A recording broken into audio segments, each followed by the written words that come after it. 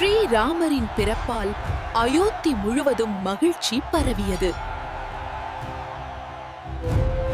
காலம் நகர்ந்தது. ராமர் வளர்ந்தார். வீரத்திலும் அறிவிலும் அனைவரையும் ஆச்சரியப்படுத்தினார். 4 சகோதரர்களின் பாசம் அயோத்தியின் பெருமையாக மாறியது.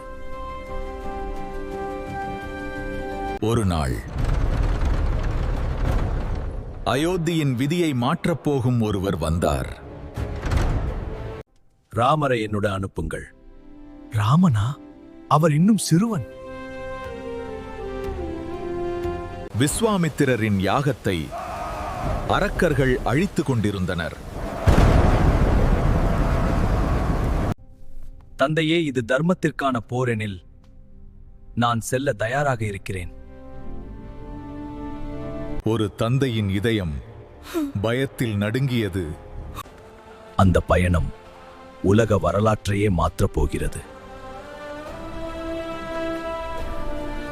ஆனால் அந்த காட்டில் ஒரு பயங்கர சக்தி காத்திருந்தது.